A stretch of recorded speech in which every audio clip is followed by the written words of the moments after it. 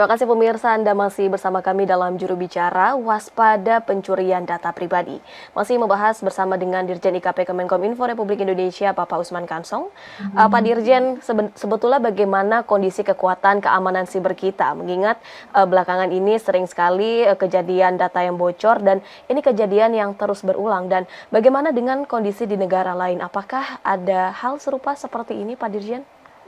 Ya, kalau kita bandingkan dengan negara lain, ya kalau kita lihat hasil survei ataupun penelitian satu lembaga internasional, sejak tahun 2002 sampai 2022, jadi dalam kurun waktu 10 tahun terakhir, negara yang paling banyak mengalami kebocoran data atau pencurian data adalah Amerika Serikat. Kurang lebih 2 miliar data dicuri. Nomor 2 Rusia, ya Amerika 2,5 miliar, Rusia ya 2 miliar, 2,3 miliar kurang lebih. Kemudian nomor 3 Tiongkok, ya nomor 3 Tiongkok, dan seterusnya sampai nomor 10. Ya, jadi ada 10 besar negara yang tingkat pencurian datanya itu sangat besar, terbesar di dunia. Nah, Indonesia ini masuk ke ranking ataupun peringkat ke-15 ya dalam hal pencurian data. Artinya Indonesia dalam kondisi rawan, ya rawan pencurian data. Nah, kita memang sudah mempunyai sejumlah regulasi untuk perlindungan data pribadi. Antara lain adalah PP nomor 71 tahun 2019. Ya, tetapi memang PP dianggap belum memadai dalam melindungi data pribadi. Ya, kenapa? Karena dalam PP ini yang menjadi objek pengawasan adalah penyelenggara sistem elektronik.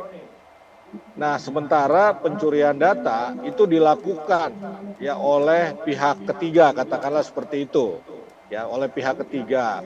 Sehingga dalam PP yang baru diatur adalah sanksi ya kepada penyelenggara elektronik yang dalam mengendalikan datanya dianggap tidak baik, lalai begitu, hukumannya bisa teguran sampai penutupan sistem elektronik atau penutupan website, situs dan sejenisnya begitu. Karena memang dalam ekosistem perlindungan data di Indonesia ada 3 pihak sebetulnya. Yang pertama adalah pemerintah, dalam hal ini Kominfo, bertindak sebagai regulator. Dan ada BSSN yang bertindak sebagai supervisor. Nah, ini yang menjadi penting juga kita sampaikan kepada publik.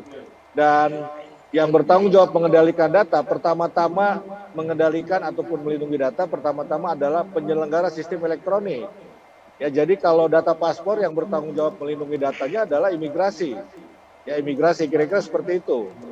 Nah, karena dianggap tidak memadai untuk meningkatkan keamanan data kita, maka kemudian tahun lalu ya, DPR mengesahkan Undang-Undang Nomor 27 Tahun 2022 tentang perlindungan data pribadi. Nah, dalam undang-undang itu ya sudah diatur hukuman pidana. Ya, hukuman pidana bagi siapapun yang menyalahgunakan data termasuk mencuri data, dan juga ada pemberlakuan denda jika penyelenggara sistem elektronik tidak baik dalam mengelola data, abai ataupun katakanlah menyalahgunakan data, ada denda, ada hukuman pidana juga. Nah, jadi undang-undang ini bersifat ekstrateritorial.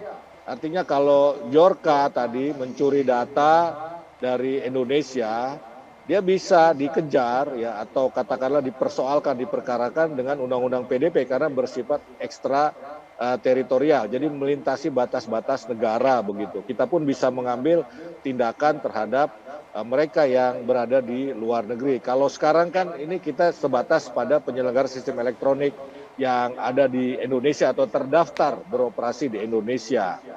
Nah, hanya saja memang undang-undang ini baru berlaku tahun depan, ya 2 tahun setelah disahkan. Jadi 2022 disahkan, baru 2024 berlaku. Kita sedang menyiapkan aturan turunannya, yaitu peraturan pemerintah dan peraturan presiden. Nah, yang penting dalam hal ini adalah peraturan presiden, karena dalam peraturan presiden nanti diatur satu lembaga yang akan memastikan pelaksanaan undang-undang perlindungan data pribadi ini, begitu. Nah, kita berharap bahwa dengan adanya undang-undang nomor 27 tahun 2022 tentang perlindungan data pribadi yang mewajibkan pengendali data mempunyai satu petugas atau pejabat yang kita sebut data protection officer.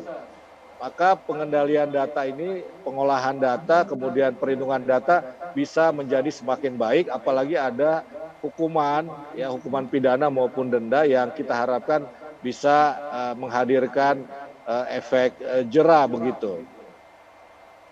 Ya, baik. Ternyata kalau misalnya kita menilik lagi dari seluruh dunia, ini terdapat negara-negara lain, terdapat 10 negara yang terbesar dalam pencurian data, dan Indonesia ini masuk ke dalam rawan pencurian data, dan ini Indonesia berada di urutan 15 pemirsa. Namun tadi sempat ada yang menarik nih Pak Dirjen, yang dikatakan bahwa Kemenkominfo ini tugasnya ialah sebagai regulator begitu. Namun setiap ada kejadian data yang bocor, Kementerian Kominfo ini terus dicecar dan dituntut untuk pertanggungjawaban. Tapi kita semua sepakat bahwa di sini terdapat BSSN, kemudian juga ada kepolisian dari Polri, yang Cyber Polri yang juga turut bertanggung jawab. Lantas seperti apa sebenarnya pembagian tugas dari masing-masing kementerian lembaga ini, Pak?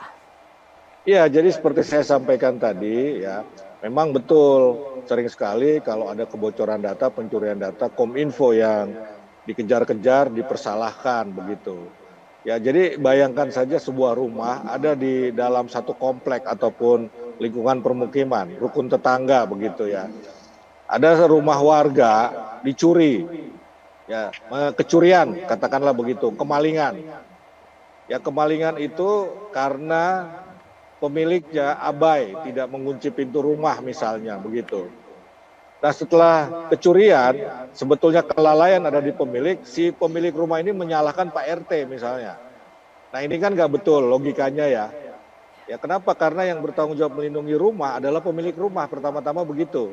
Ya, kurang lebih seperti itu analoginya. Maka dalam konteks data pribadi, yang pertama-tama bertanggung jawab melindungi data adalah pemilik data, pengendali data, wali data, pemegang data begitu. Nah, jadi itu. Kemudian apa fungsi Kominfo? Ya, sebagai regulator. Ya, undang-undang PDP itu kan merupakan usulan dari pemerintah. Ya, yang menyusun, yang merancang undang-undang PDP itu adalah Kominfo. Regulator menghasilkan regulasi, kira-kira begitu. Nah, Kominfo sudah menghasilkan regulasi dan sekarang sedang menyusun regulasi turunannya, PP dan Perpres. Nah, kemudian BSSN fungsinya sebagai apa? Sebagai supervisor. Jadi dia yang mengawasi, ya, dia yang mengawasi perlindungan data setiap penyelenggara sistem elektronik. Dia mensupervisi, Nah, itulah ekosistem perlindungan data pribadi di Indonesia.